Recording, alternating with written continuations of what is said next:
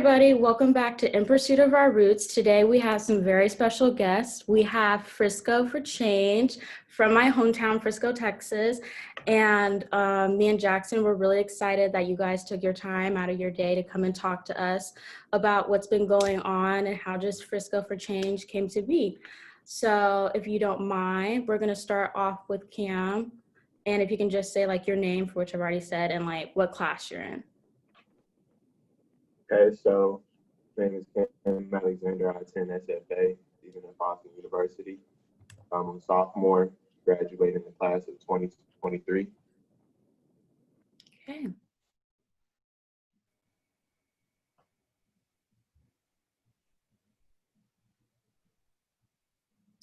I think you might still be on mute. Me? Oh no, I'm talking to Gabrielle. I can't hear you. Can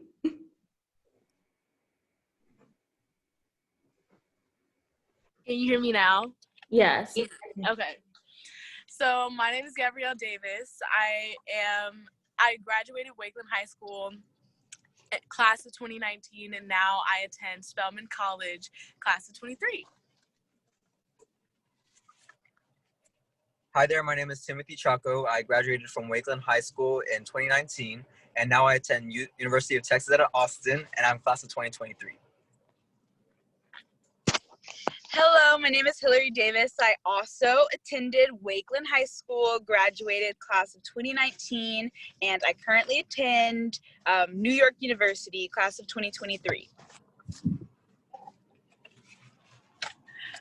Hi, my name is Ellie Williams. I graduated Wakeland, class of 2019, and now I go to Southeastern Louisiana, and class of 2023, so I'm a sophomore. There's a lot of Wakeland people up in here, Jackson. You should have told me these are all your people right over here. I'm also from Wakeland too. I didn't say that also in the introduction. You're from Wakeland too? Yeah. Dang, I'm the only well, of course, my name's Sierra, and I graduated from Centennial High School in 2019, and I go to SMU. I'm just surrounded by Wakeland people, but I love it.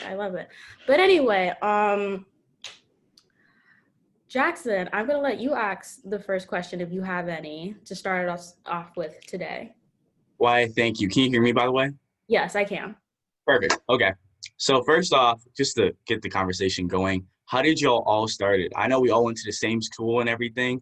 We're all constantly around each other. But how was that first conversation started to start this idea?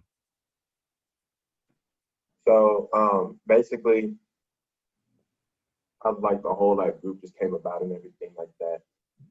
So I worked as a security guard down at this pool in Salina called the Creeks Legacy. And basically I had my own post where I just, set up at, survey the area and watch out for people and stuff. So basically one day, I think it was a couple of days after the George Floyd incident, a white guy and his mixed kids, they all came into the pool one day, and he asked me if he could, sit next to me and stuff like that because I had an umbrella set up and everything like that. So he wanted to work. And I was like, yeah, of course, And we got to talking about just basic stuff, introduced ourselves. He asked me what school I went to, just kind of stuff like that. Then we started talking about current events, what was going on in America. Got to talking about George Floyd. And once I started, talking about my personal beliefs and where I stood with the issues of police brutality and just systemic racism and other things like that as well. He gave me his opinions and stuff like that. And from there, once I finished saying what I had to say to him, he just paused for a minute and he smiled and he's, stuck his hand out to me. And so we shook and he said, Kim, you have the power to, basically just be a voice and to make a difference and everything like that too. And he told me how what I need to do is just surround myself with people who share the same goals and beliefs as me. So ever since that night, once my shift was over, all I was thinking about was just that conversation alone. And I was like, wow, I've never really had people, really say that to me before. especially, white people, to be honest with you. I mean, I've heard that before, but like to hear that from someone, who was obviously a Caucasian male, it was, I don't know, it felt different. So I went home and I had a little group chat with me and my boys, EJ, Adam, y'all know them, Jordan and stuff like that. And I talked to them about it. And the first idea of which I wanted to do was basically I informed them about our conversation. And I started thinking about how I wanted to, really stress to the people of Frisco, especially at all of these schools, like, hey, we have issues here in the city that people often overlook and really don't want to talk about. So my first idea was to become a guest speaker and everything like that. I didn't know how to go about it, of course, but I wanted to speak out at schools about racism and other issues relating to that. Some of them, they were all for it and everything. So I didn't really want to let this like idea and like this didn't really want this to like just like die down. You know what I'm saying? Like I wanted to just actually make something happen because it was needed. So next day at work, I call up EJ because EJ, he was, I don't know if you guys have seen this. I know that a couple of y'all have, but he's just been a force, on social media and in person, just talking to people about how, this whole situation is wrong and how racism is wrong and things relating to that sort. So I call up him and I'm like, look, bro, I want to really make this group happen. I want to actually make a difference and do something. I want you to be a part of it. So he was the first one I added. And then I just gave him a list of names of other people too who I really, thought could actually make something happen and work out. And he was all for it. He agreed. And so those people are obviously Tim, Ellie, Hillary, Gabby, Hannah Mandel, Ayla, Tina. There's so many of us. Tay, Dylan, EJ, Ben. And we have some new people as well who also joined the group. We got Cody, Jackie, Mackenzie. Yeah, so that's pretty much how it was. That very first conversation, I just kind of made a group chat with everyone and I told them about how I felt about the situation. Gave them reasons why, I'm doing this.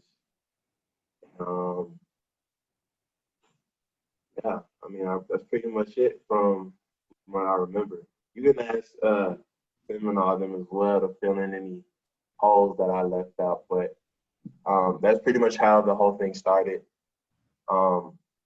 Ever since then, it's been great. I felt as if like we've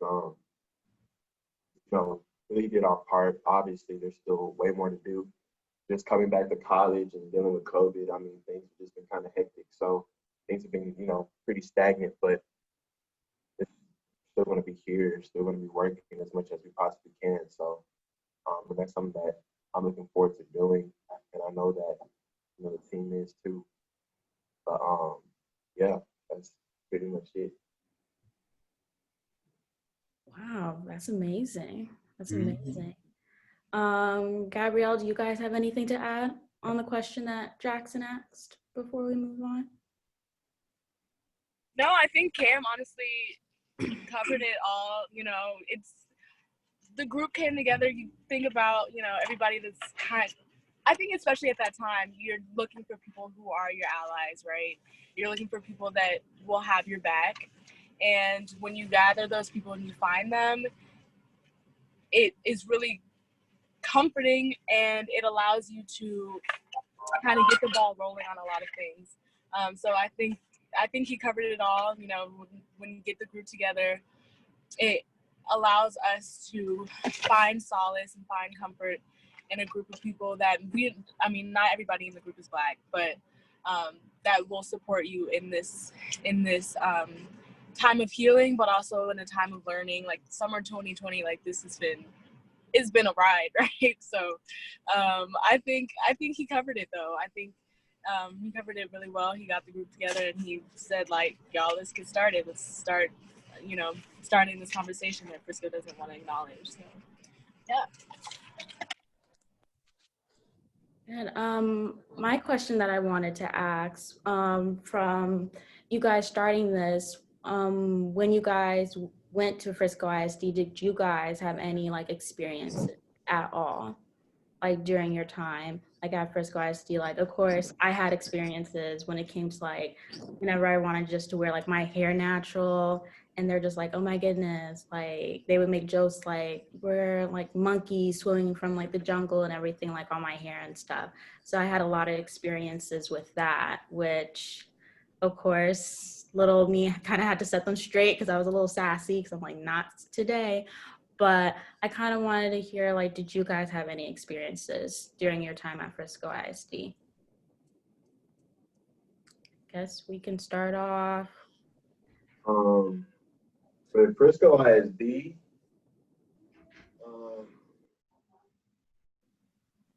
Or was it just pretty chill for you guys?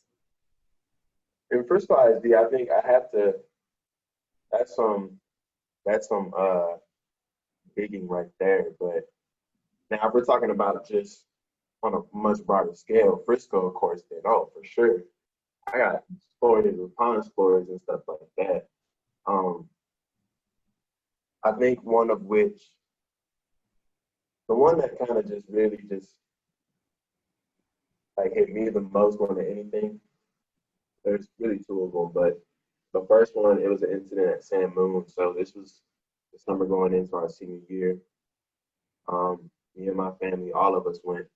We had just finished getting our hair done and everything like that from our family stylist. It was a family day, it was a Saturday. My mom and my grandma, they wanted to go to San Moon to go look at a couple things. So we parked there, get there. Me and my dad and my sister, we stay in the car. My mom and my grandma go in.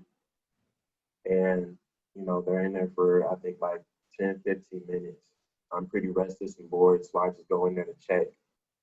So I walk in there and I find them.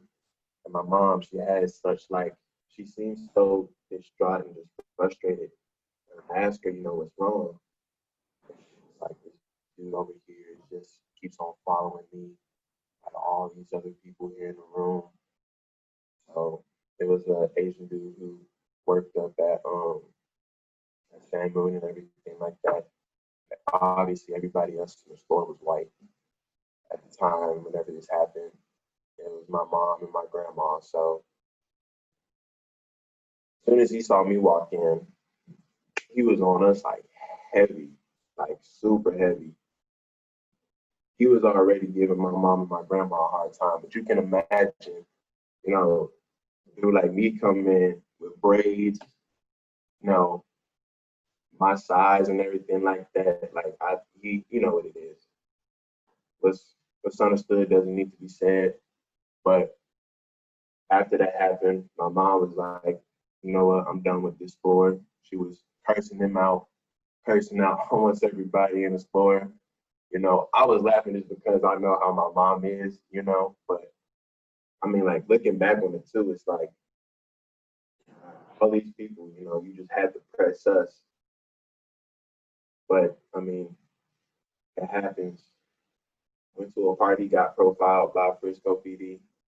They were questioning me about so many things. I'm not even gonna get into it because it's just a bunch of BS. But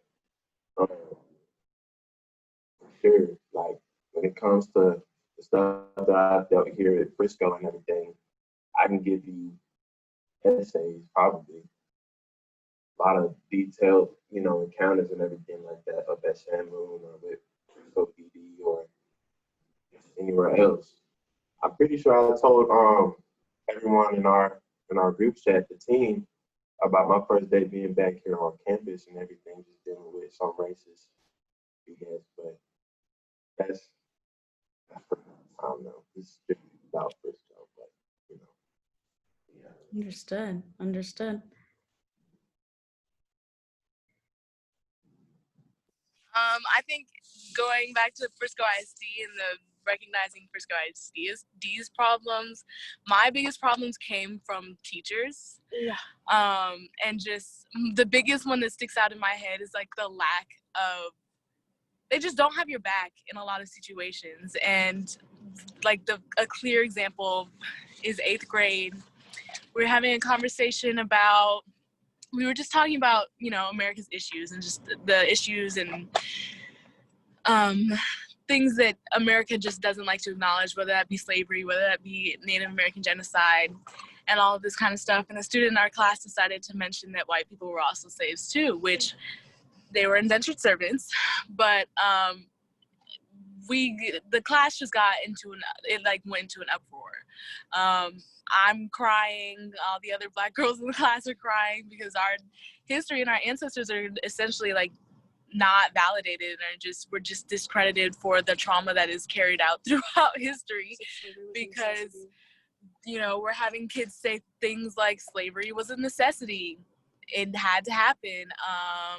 It was an economic need, all of this kind of stuff. And the teacher is just kind of like, you know what, I think it's great that we have debates about things like this. No, debates about slavery, like debates that are questioning somebody's ancestors or somebody's just roots, I guess, in the pursuit of our roots, if you will, you know what I'm saying? So it was like, how can teachers continuously not support their students of color, let alone their Black students, in situations where you feel like you're being targeted, where you feel alone? You're the teacher, you have the authority in the classroom to maintain balance and order, and you're gonna let somebody walk all over your Black students. That's just not okay. And I think that's the biggest thing that carries out, I mean, throughout high school too. Like, that's just one example of teachers just not supporting their students. So teachers definitely have something to learn in that sense as well, especially coming back into the school year after such a tremendous summer. Is like, you can't expect your students to trust you right away if you haven't proven that you are an ally. So that's my thing with FISD. Yeah. Oh. Yeah, and yeah, kind of piggybacking off of that, I feel like at Wakeland we had a couple instances where it was kind of just like teachers against, not necessarily against us, but like just like a lack of support from teachers. Like there was one time this was the most random thing, when we got chewed out by a Black teacher. Like me and Gabby got chewed out by a Black teacher, talking about how like she's tired of our Black girl attitude, this, that, and whatever. And literally nothing happened. And we also started Black Student Union at Wakeland, because Wakeland is like the least diverse school in the district. So we started Black Student Union, and we got a lot of pushback from that. People talking about, starting a white student union, and like even like trying to do stuff for Black History Month was like impossible. Like administration just like wouldn't help. And there was one time like Gabby had like sent out a remind, and then in the chat somebody responded like N-word R like 3 times, and she's like, and in a remind chat, like, your identity's not hidden, like we know who you are. Come to find out, this girl doesn't even go to the school, and we don't really know if anything happened to her at all, because they were like, well, we can't really do anything because she doesn't go to the school. Anyway, so stuff like that happened, and yeah.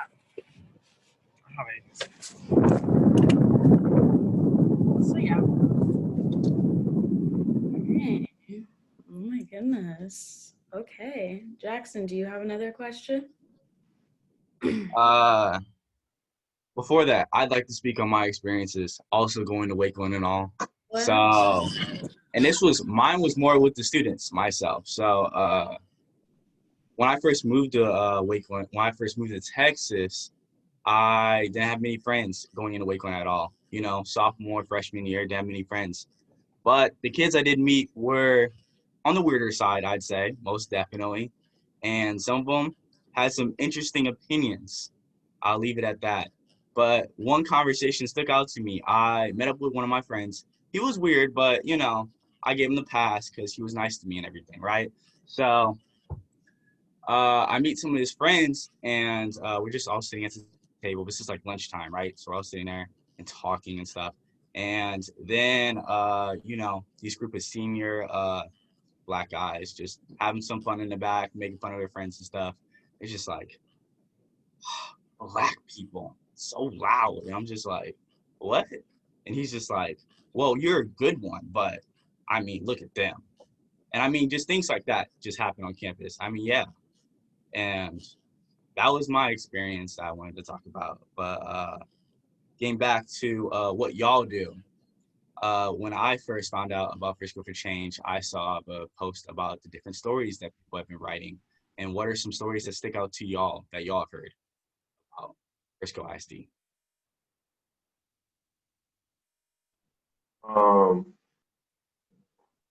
Before we get into that, I hope you're not friends with that dude no more. No, of course not. Yeah, whoever that dude is. No. Yeah, I hope you're not friends with him no more because. No, that was the last conversation. Yeah, I'm glad that it was you and not me. I'm glad that it was you and not me. But as far as stories that stick out,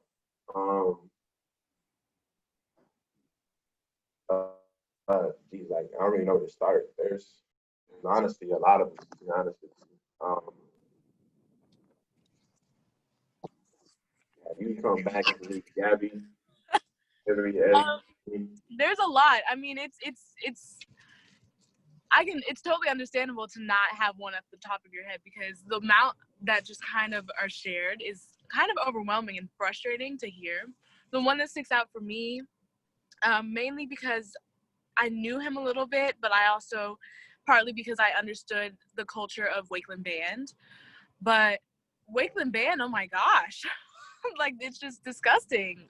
One of the students, I mean, was clearly a target of serious racism that the teachers didn't want it, the directors didn't do anything about, and that students, it follows back on, oh, that's just the culture of band. Like it's a heavy, hard hitter culture, but it's not okay for a student to be targeted with, you know, called gorilla. What did they call him?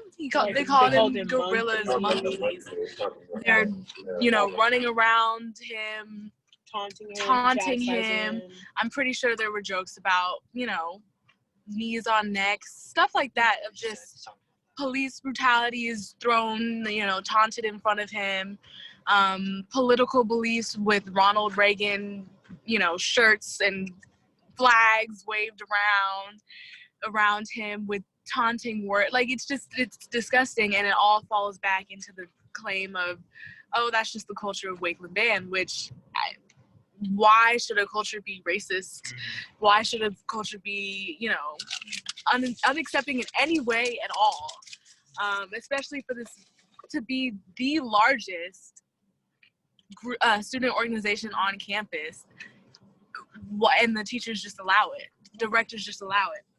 I've heard of it when I was just a student, but to get the clear-cut story was just so disappointing because people cherish the band, they revere the band. It's just something that is, oh, Wakeland Band is that band, but with all of those issues within it, why would you want to be a part of something like that? And why would you honestly be supportive of something like that if you're not doing anything about it? You're being complacent and you're supporting it. So that was something that was really frustrating for me to read and to hear firsthand, but then also to hear written out.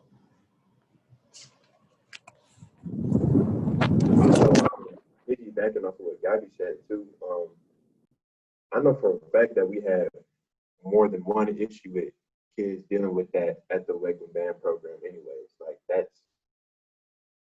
Like there have been so many consistent issues with the director and all these kids and everything like that, just saying all these horrible things. There was one individual who spoke out at the Perspectives meet out, who was also in the band too, and he was basically saying everything that Gabby was talking about. I think that's who Gabby you're referencing, right? Okay, yeah, that's okay. Yeah. But I feel like that's always been a consistent issue. I never knew about it up until you started getting those like responses and everything like that too. But as far as the responses go, I completely agree with Gabby. You know, it's pretty overwhelming. There's not one response that's off the top of my head. Um, one that did though kind of one that did kind of just strike me as okay, if I were to hear this, you know, how would I react was that individual response from Reedy, where he was like going, you know, basically to go kill black people and stuff like that. But he obviously used a racial slur. You know what I'm saying? I don't know if I could say it on here or not because we're recording or anything like that. But that and reading what the individual had to say about that response was basically on our forum. We see the comments that they posted along with sharing their responses, and he said how he didn't speak up and how he didn't do anything and how he was looking back on that situation and how he wished he could have spoke up to his friend. I can't remember whether or not he said that he was still friends with that guy, but you know, if I were just to hear something like that, in the heat of the moment when you know emotions are running high and things are getting intense and adrenaline starts pumping, you can't help but lash out. But I mean, that's just not right. I mean, if I were to hear that, I know if Jordan were to hear that, I know if Adam or anybody else, a part of the team or my friends were to hear that, Jackson, you too. Lord knows what we would do in that instant, in that moment. But there's just a lot of issues and everything like that too. Another thing too that Gabby said was the acceptance part, you know. So just like just racism and stuff like that aside, like there's so many social stigmas surrounding so many marginalized communities, whether it's, you know, black people, brown people, the LGBTQ community, the treatment of people with STDs and mental health disorders.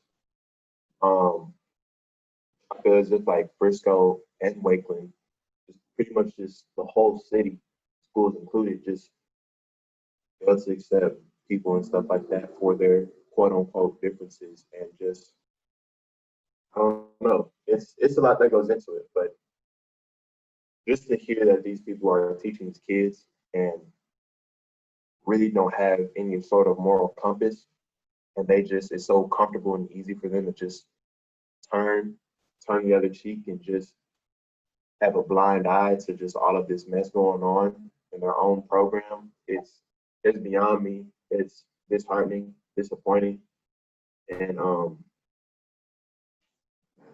that's pretty much how I feel about it. Thank you for sharing.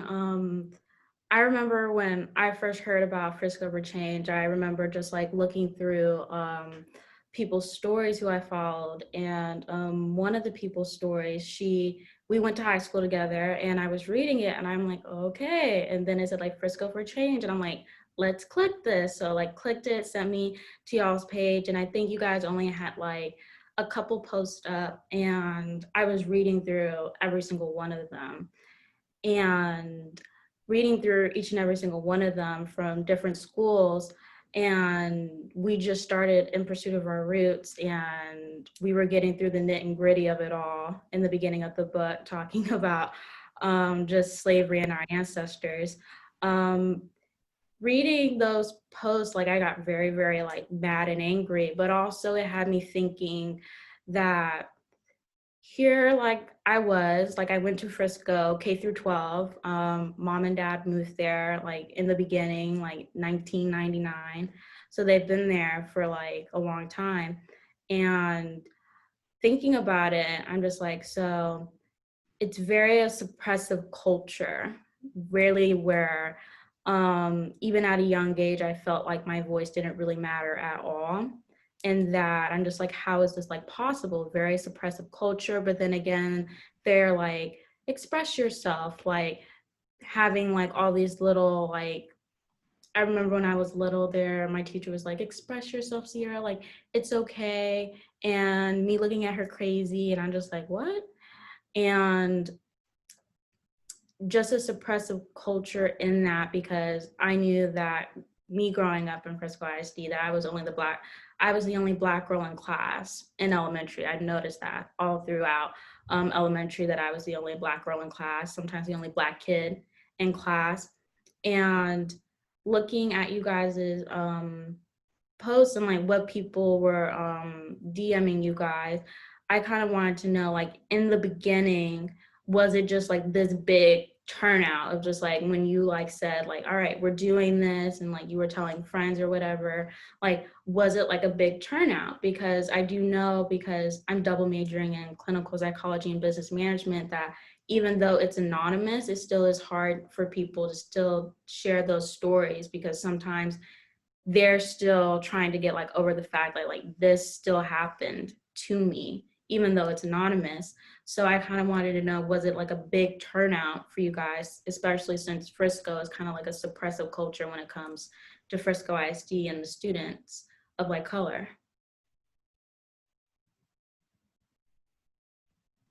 Um, as far as the responses go, um, I would say as soon as, Hannah came up with the idea for the forum and we posted it onto the page and we're informing people like, hey, we have this, outlet for you to share your experiences, responses and stuff like that. I haven't checked it in a while, but the last number I do remember was I think we had like somewhere from like 80 to 90 responses total. But as soon as we did create the form, though, I think it was a pretty big turnout. A lot of people did share their experiences, and obviously we had. I think the first couple months too. I remember specifically we had a couple people who would get on there and make just ignorant, stupid statements and stuff like that too. A couple of the first ones, but I think it was a pretty big turnout though. What do y'all think? Yeah, I'd agree. I think, of course, when you start something, there's a little bit of a slow, people are just trying to get to know it and are just finding out about it. But I would say it was a pretty solid turnout, and I think mainly because of the fact that a lot of our followers and the people that we're putting it out to graduated.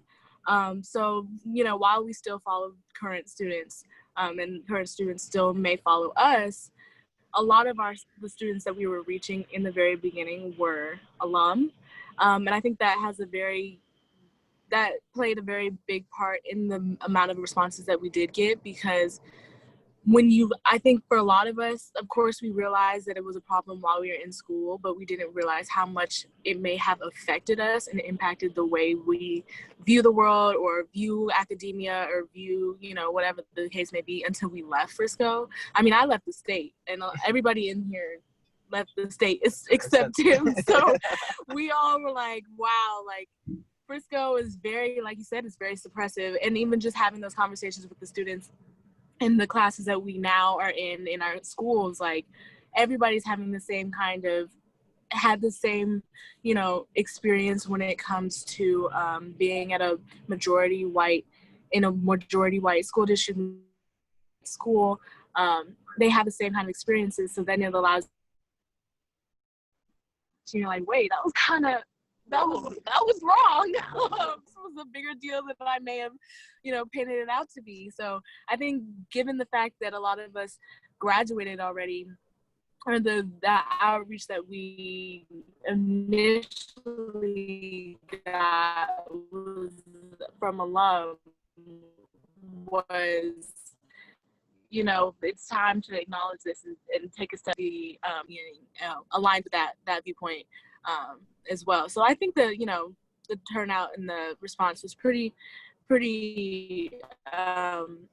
pretty solid. I did expect a little bit more pushback, and so, but that's just me being like doubtful in a lot of situations. But I do think it was a solid turnout, just because of the people that we had in our group as well, and who they're putting it out to. So. Jackson? To talk more about Frisco4Change and what y'all do, I wanted to hear, and I think people need to hear about what are y'all working to change currently about Frisco, about the school systems, and what things do you think Frisco needs to change to make students feel more accepted while at school? Question indeed. Yeah, you want to take this first one? I know one thing though is that so a couple weeks ago, because I was talking to the team about this as well. Obviously, given the fact that we're now all back in college and everything, and all of us have pretty heavy schedules and priorities and responsibilities, things are going to get hectic. I had to, accept the fact that things might be a little slow here because, like I said, we all have schedules and we all have lives to live. But a couple weeks ago, I wanted to, come back home to Frisco, and I still wanted to do my part. So I emailed um, Miss Soley and asked her about becoming a guest speaker and what are the requirements and what forms do I have to fill out and stuff like that too. So whether come December, May, whenever all of us are back home and stuff like that, while the kids are still in school, I'm pretty sure all of us will be here like weeks before they get done with their semesters and stuff like that. I wanted to be able to be a guest speaker and go around all the schools in the district and kind of just talk about social stigmas, racism, and so many issues and everything like that too. That way we kind of talk to these kids and let them know like, hey, these things aren't right. Speak up against these injustices if you guys are witnesses to them or hear anything about them. And really just make this safe haven for these kids. Like let them know like, hey, you have one of your own from the same hometown who's willing to take the time out of their day to talk to you about whatever issues that it is that you're dealing with and going through.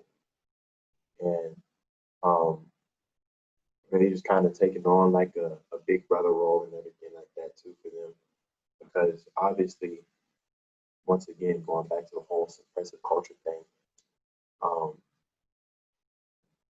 know that there are plenty of kids out there who are isolated and feel alienated based off of their differences and who can't come forward to their parents probably or their teachers or any other trusted adult figure in their life because they're afraid of that pushback and what they may say and just being ignored. And all of us have been through instances where, we've dealt with that.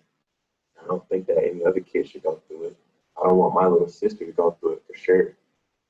So as far as that, I want to keep the group going. Hopefully I want to have other kids and stuff like that, current students and other former alumni join that way that we can create some sort of huge network to where we can work alongside kids as well as work alongside teachers and other school officials and stuff like that and making something happen, whether that be implementing more studies into the course curriculum regarding different ethnic backgrounds and stuff like that. There's obviously I know that there are probably various policies of which we can make and hopefully the city will adopt those and put those into the school program as well. That just takes a lot more time, research, and thorough planning.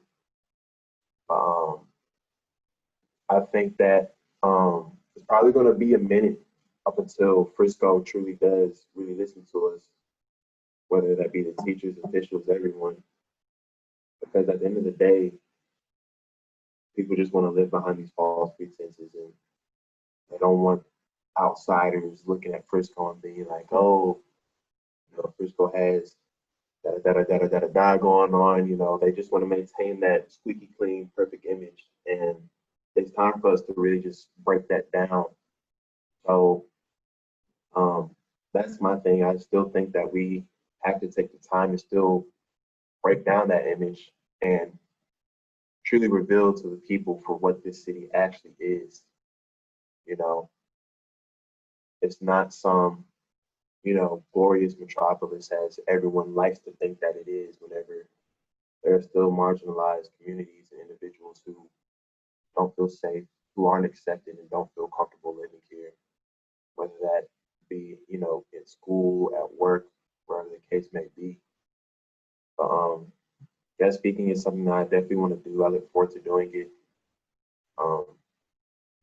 I sent out a link. If Sierra and Jackson, if you guys want to be a part of this too, I'll send it over to you guys as well.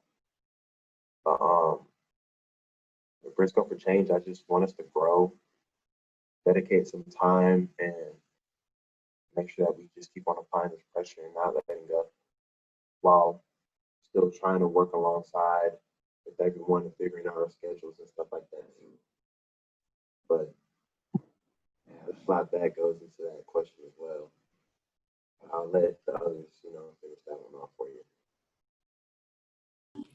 I think, like Cam said, we're kind of on a standstill right now with the going back to school. But I think one of our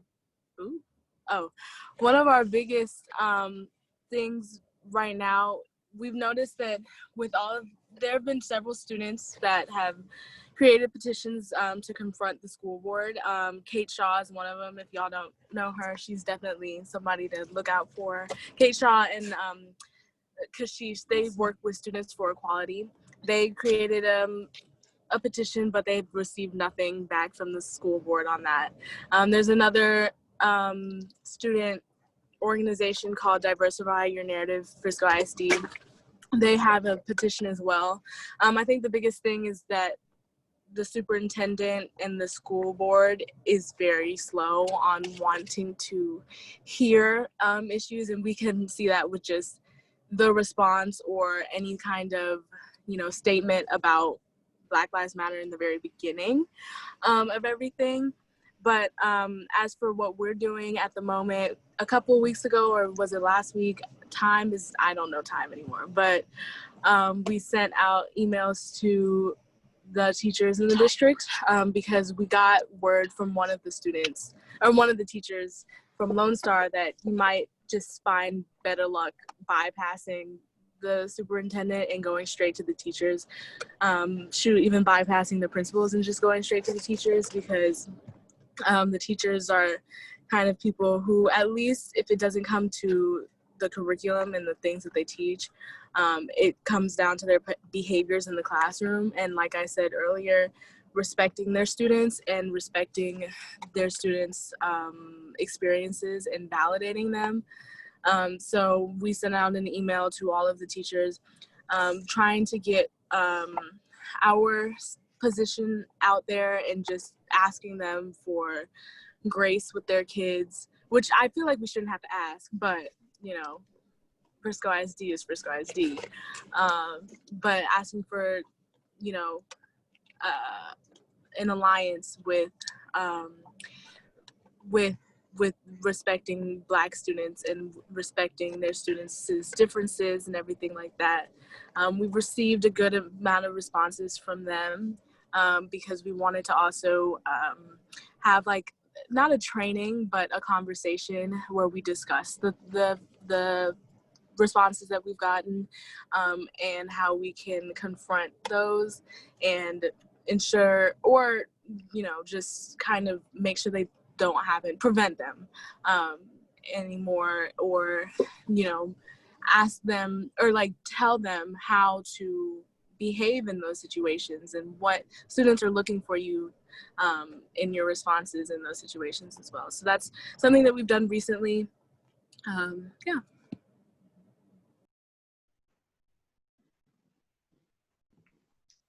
That's amazing.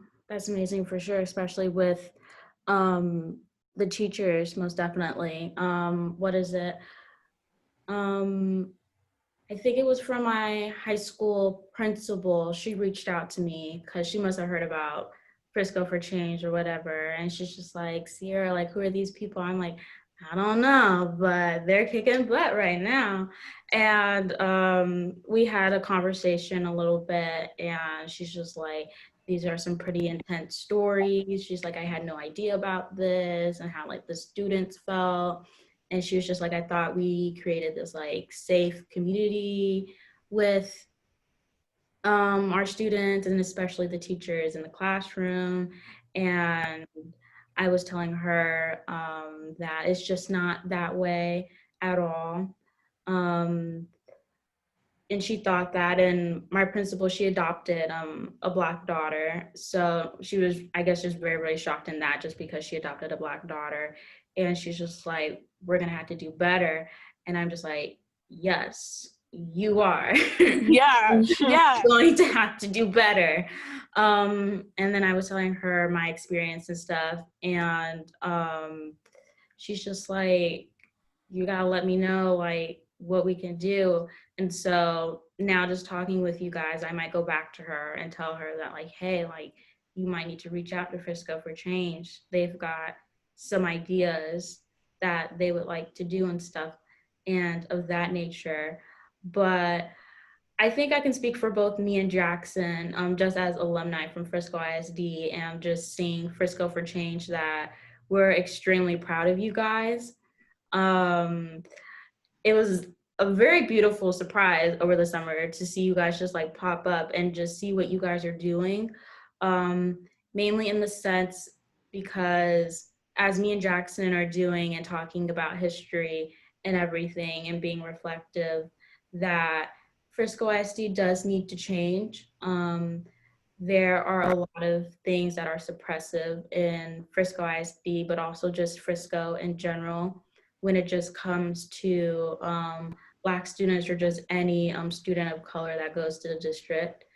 And that is time that they implemented some things within the curriculum that reflects every single student that is in that classroom, just not one script or one identity to teach everyone that is just based on one race and one culture, since that is not right. If you really want to send these kids out into society and help them add to society, they really have to learn everything about who they are, because I had no idea, especially growing up, who I was as an African American student. I'm just like, I'm an American, and even though I'm Black, but like, it's just not my history at all. There's so much more. But I do want to say that like I'm extremely proud of you guys for doing this. I really am. And Jackson, if you have any more questions to ask, go ahead. I give you the floor. But yeah. Why, thank you, Sierra. And I want to say I'm also extremely proud and just reiterate her words that when I saw this, it made me more motivated to get in here with Sierra. When we got started, she invited me to do it. She came up with the idea and everything. She said, hey, I think we could really do something here. And I really do believe in that. I think seeing y'all popped up really did burn another fire in me to keep going with this, seeing that we're all out here trying to make change in ways we can. I'm very proud and happy to say that. But to end this goal, I just want to talk about college experiences, the next step after we leave Frisco finally. We are gone, but sadly, racism is not. So what experiences have y'all had with college? Well, like I said, first day since I moved in here. Um, so I got here like 2 Saturdays ago, and I hadn't even been on campus for like 24 hours at this point. I was only on campus for in at like 6 o'clock. Um, so I met up with my boys and everything like that. I showed them my room and everything. They were cool. We were just chilling. We walked out of my room, And there's like this girl who's coming out. So my room is like on the very, end of our hall and stuff like that. This room is at the very front of the hall. White girl that walks out the room. Boys are coming out. I'm messing up. I'm coming out. I'm messing with my door, trying to lock it up and everything like that. I turn my head. The girl's walking. She turns the corner. Mind you, I'm blind as a bat. I can't even really look at what she's doing and everything like that too. I didn't even see her. Boys start just saying stupid stuff and just joking around, and I just yell out, "Dang!" Messing around, right? So I meet up with the boys again. We walk around campus and stuff like that. We come back into the dorm. About to walk into my room. So obviously this girl's taken. Bill comes out of his room and he's like, "Well, which one of you guys said dang to my girlfriend?" And I'm like, me and my boys looking at each other like, what's this dude talking about? And he was like, "One of y'all said dang to my girlfriend." And I told him, and I said, "Nobody was saying dang to your girlfriend." So he looks at me and he recognizes my voice because I had said dang like really loud. He was like, "It was you." And I was like, "I said dang, but I wasn't looking at your girlfriend." Then he says, "You want to know what brass tastes like?" Implying that he had like brass knuckles and everything like that in his pocket. So he opens up his door, and it looks like he's either setting something down or he's grabbing something. So me and my boys looking at each other like, okay, something about to pop off. Then he puts his hand in his pocket, so I'm guessing it was his brass knuckles or whatever that it was that he claimed that he had. So then, our friends and everything like that, they're both white girls. They come downstairs and they see everything that's going on and they're like, "Hi, what's up?" That hesitation, this dude was like, "You go have fun with your snow bunnies." So I'm like, "What did you say?" So they walk away. They're all scared and everything like that. And I'm like, okay, well, something's about to happen still. So I'm like, "Look, bro, nobody wants no problems with you. There's no issues. I don't want anything going on with you, anything like that." He was like, "Nah, you go have fun with your snow bunnies. That's how you like them, huh? That's what y'all always do." So then I asked him and I said, "So, come on, man, like, what do you mean by that?" He's like, "You know exactly what I mean." Walks in his room, starts yelling out, and he's like, "If you want to come fight about it, you know where my room is." So I'm like, "All right, bro." So obviously I didn't do it. I went to go apologize to the girls about the incident. The morning after, I'm still feeling some type of way. So I knock on his door and we talk about it. He was like, "Look, man, I was drunk. I could have said a lot worse things." And I was like, "I've seen white people drunk. I've seen plenty of white people drunk at parties back home at Frisco, here on college. They don't say no slip. They don't say slick ways of trying to call me the N word, you know." And it's a lot that goes into it, and I know that probably the other people, no bunnies isn't, it's obviously not the worst way of trying to call somebody the N word, but it's still a way for you trying to call me the N word. So, and he knew what he meant when he said that, and he apologized and everything like that too, but he wasn't genuine. I know he wasn't. But I mean, we all know what a snow bunny is. Everybody does. I mean, if you don't know, then you're educated on it. But me personally, and how my voice felt, that was basically us calling us the N word, and that's what I took away from it. Now, had he had said the N word just straight up and open like that, who knows what could have happened. But the simple fact of him just slickly trying to say it, that didn't sit right with me. So it's like, damn, I'm not even on campus for a whole day, and I already got to deal with some BS. So, but I mean, it's expected. SFA is in Nacogdoches, one of the racist places here in Texas. So I mean, it is what it is.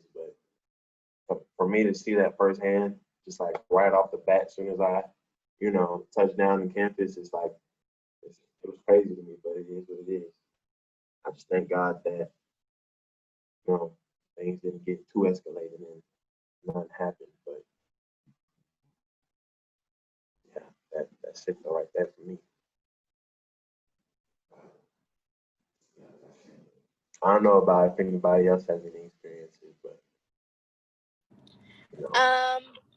For me, like I said earlier, I go to an HBCU, so I go to Spelman. Yay! And I think a lot of conversations and the controversy, I guess, with HBCUs is that it creates this false sense of reality with you're in this euphoria and like this great like safe haven, and then you get out into real world, it doesn't prepare you for the real world, which is a whole nother conversation, because why surrounding yourself with people that look like you and think like you, why would that be a bad thing, or that be something that can that be something that doesn't prepare you for the real world? I feel like it strengthens you.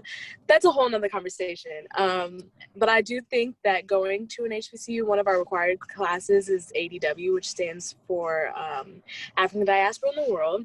And it was my first kind of exposure to the African diaspora and learning about the African diaspora, because I mean, we all know that Frisco didn't teach us that.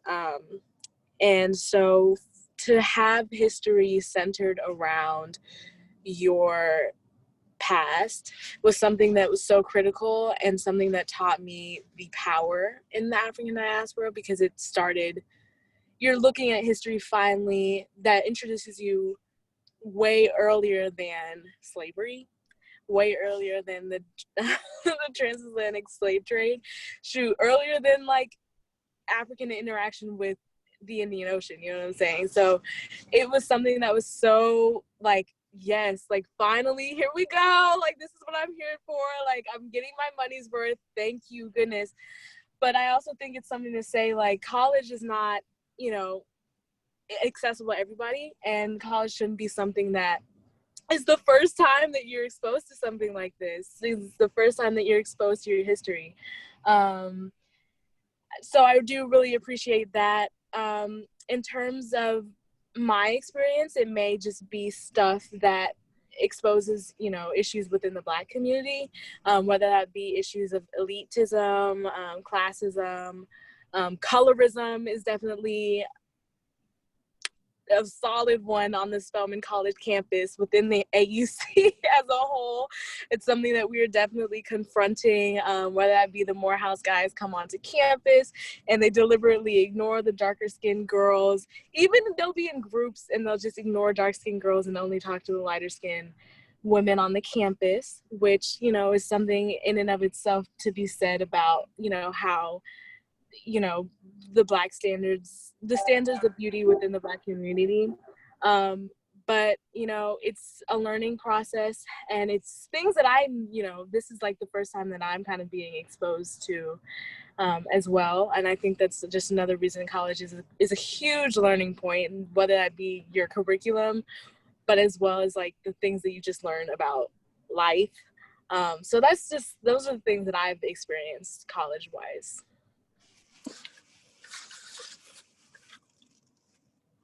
If you kind of don't mind, I kind of hope to hear from everybody else in the car about their college experience as well, since we've heard from Cam.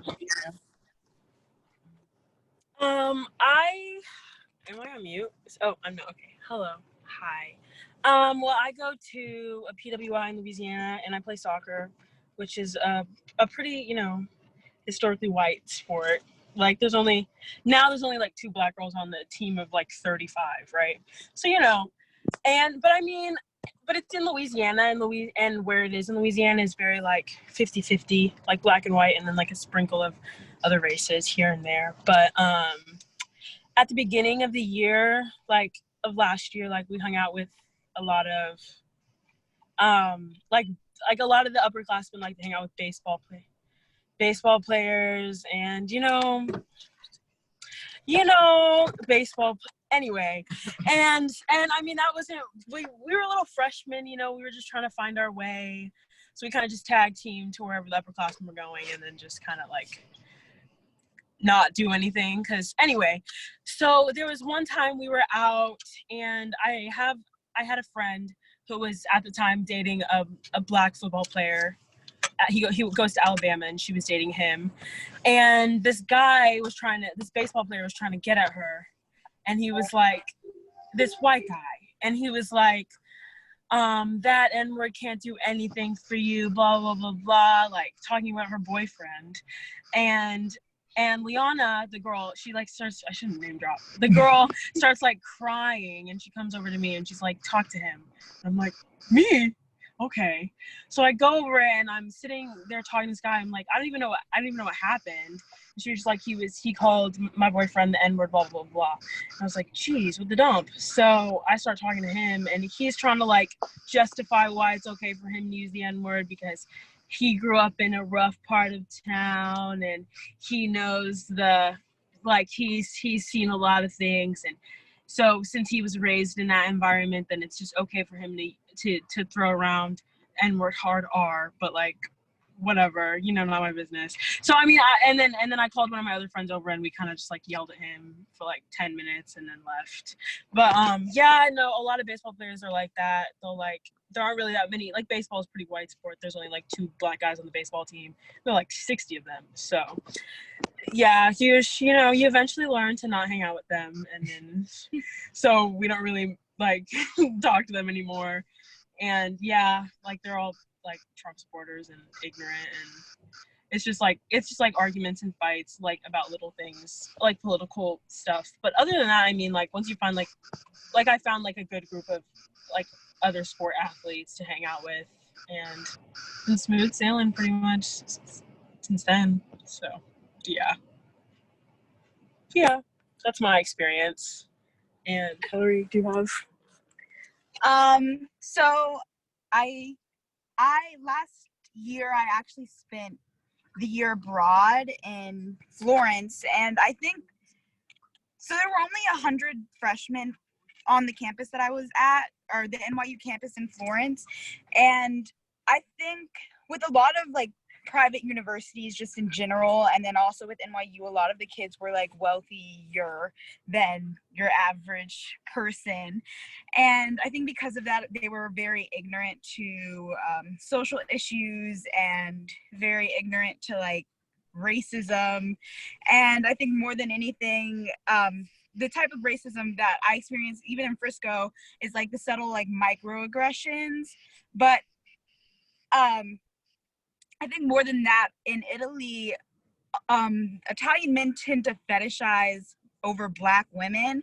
And I think that was the like most unsettling experience that I had while I was there, because you'd have people saying, well, they wouldn't say the N-word, but they say Black in Italian, and you knew, and they'd shout it at you until you turned around. And I remember the first time somebody did that to me, we were leaving, and it was late at night, and this man was yelling at me, and I was like, oh my God, like, is this really happening? Like, I cannot believe I'm actually being called out. Like this is like insane. It's never happened before. But I think Italians are more outward about their racism than the people that were on campus, and that was just one instance that I seen.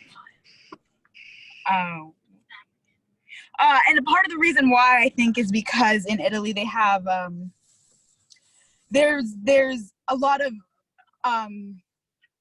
people from Africa are coming up to escape or as refugees. They're coming, and I think because of that they sort of they actually like hate African people in Italy. I'm not lying. They will call you the N-word if you like come up against them. Like, they're just very not nice.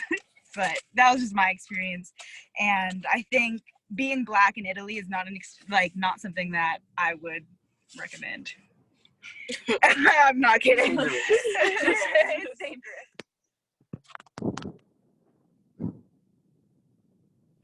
Okay. Note about Italy a little bit. Um, Thank you for sharing about like your college experience and stuff. I don't know, Jackson, have you had any college experience at Arlington at all? Arlington, my campus, I go to UTA, University of Texas at Arlington, and luckily it's super diverse. We have all different kinds of races here, and probably the most diverse place I've ever been, not gonna lie. But I've been fortunate enough not to have any personal experiences myself, but my friends, not so lucky. With the police here and everything, sometimes things can happen. But me, myself, no. Same. I go to a PWI. I go to Southern Methodist University. Today they're having a protest for Black Lives Matter. My experience at campus, I was accepted into the spring of 2020, right before we all like left in March for spring break. But I remember this group of people. I was walking to class, and it was kind of funny because like there weren't like a lot of people kind of like walking around the grounds of campus that day. I don't know why, but there's a group of people and they were like staring at me, and like I knew they were staring at me, but I'm just like, I'm not about to like look at them or anything like that. But they positioned themselves in a way for which they were in my line of sight, for which like I couldn't just like doing like U-turn and like, all right, let me take a different direction to class as I was almost there. And they just looked at me and they just like put their like arms around their like throat and they pointed at me. And I was just like, what? I had to like, I turned around and I'm like, are they looking at someone else but not me? Because I'd never experienced that before, but they looked at me and I'm just like, okay, SMU is, of course, I knew SMU was not diverse at all. I know that the campus is like 2 to 3% African American, as they try to say like they're trying to become more diverse, and I'm just like, mm-hmm. But it kind of just goes to like prove I'm just like things got to change at my campus for sure, because I know I'm not going to be the only African American that's going to work their butt off to go here if they want to go to SMU. So a lot of change needs to be made. Kind of interested to see the protest today from the student body, of course, since SMU is heavily sorority and fraternities. So interesting to see about that. But overall, I just wanted to thank you guys for sharing your experience with us, and also just sharing the story of just Frisco4Change. Again, me and Jackson are just really proud of you guys and what you guys are doing. And I just hope that this just is a successful journey for you all, and that you all get to have a even bigger turnout and make even bigger things come to life when it comes to guest speaking to the students on the campuses. I really do hope that the administration one day does hear this and that they do make a change, because Frisco is not at all some type of utopia. There are a lot of things that need to change. But again, thank you guys for coming to talk to us today at this time. I know we're all in college and schedules and everything, but from all of us from In Pursuit of Our Roots, we really want to thank Frisco4Change for being on this podcast with us today. We know they're going to do great things, and I just wanted to say thank you guys so much. Thank y'all. Thank y'all. It's, once again, it's motivating and inspiring to see the former alumni from different schools as well really take that initiative to also, advocate for change and establish a group and stuff like that too. So, again, you and Jack, all do. Wish y'all success and everything like that as well. Same with my team too. Like, I tell them I'm just extremely proud of them and everything that they do and their hard work, because trust me, they do a lot. Like, when I tell y'all, man, like the idea for Cookies for Change, the forum, shoot, just getting the page up and running, just stuff like that, you know. I'm just glad that I've been blessed to work alongside bright-minded individuals who really actually care. And another thing too is just like they've done this before with BSU, you know. So I already knew that I had to get them on board as soon as possible. So yeah, I'm really proud of all of you guys too and all your work and see what happens moving forward. I look forward to it. I want to say thank y'all too, because I think if anything that the summer has shown me, it's the tenacity that Black youth has. And I really commend everybody in every effort that we have to ensure that our brothers and sisters can find some comfort in a time where it's traumatic and it's draining. It honestly is. And so to confide in one another and just see each other do things that uplift us and create spaces that we can inhabit with joy and empathy is just so special to me. So I thank y'all too. I thank Black youth for, proving and showing me continuously that we can get through it, even though I don't feel as though we should have to continue over and over and over again, have to, show how strong we are. But, it is something to say, see everybody in their pursuit of comfort and solace with one another and the things that they do. So thank y'all. Thank you guys. And we hope you guys have a wonderful rest of your day.